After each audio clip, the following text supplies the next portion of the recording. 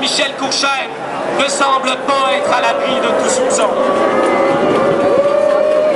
Mais cette corruption-là est seulement la plus apparente. C'est celle que l'on voit dans les journaux ou que l'on voit à la télévision, celle des enveloppes brunes et des mafieux.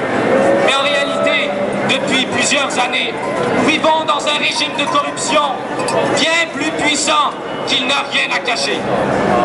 Ce régime n'est pas l'apanage du Parti libéral, mais la vision d'une classe politique tout entière qui s'est mis des œillères sur les yeux, s'est mis des bouchons dans les oreilles en guise de lucidité.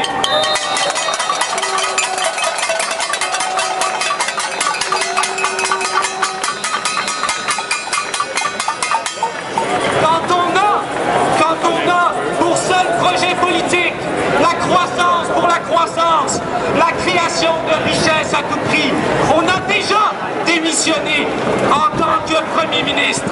On n'est plus un politicien, on est un vulgaire comptable qui administre un État comme on gère un roulement. Quelle corruption qui se passe en effet sous nos yeux se passe en toute légalité. La vraie corruption, c'est la vente des richesses collectives au privé. C'est la destruction des services publics pour mieux les sous-traiter. C'est la soumission de l'intérêt commun au marché.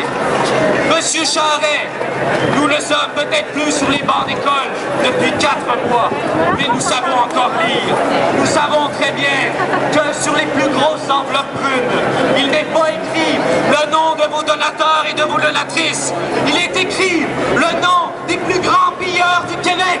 Et j'ai nommé les entreprises des gaz de schiste et les minières du Plan Nord. Nous savons très bien qu'il y a de la job dans le Nord. Mais nous savons surtout qu'il y a un immense cimetière qui se creuse, où les minières vont enterrer le bien commun, le respect de la nature et celui des peuples autochtones.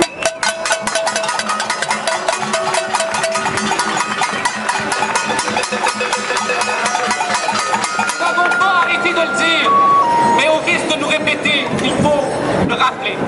La lutte étudiante n'est pas une lutte corporatiste. Les grévistes actuels ne sont que des étudiants et étudiantes de passage. Et pour la plupart, nous avons déjà perdu bien plus que 1 625 $ de hausse. Les seuls qui agissent uniquement pour leurs intérêts privés, ce sont les entreprises qui exploitent sans scrupule nos richesses naturelles, qui exploitent notre richesse collective et les travailleurs et travailleuses du Québec au seul profit de leurs actionnaires.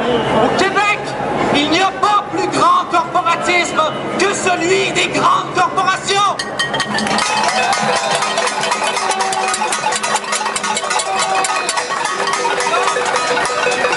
Non, la lutte étudiante n'est pas une lutte pour les intérêts étudiants. C'est une lutte pour la redistribution de la richesse collective. C'est une lutte pour retrouver le sens de nos institutions publiques. C'est une lutte à la recherche du rôle de l'éducation. Et maintenant, c'est une lutte pour redéfinir la démocratie.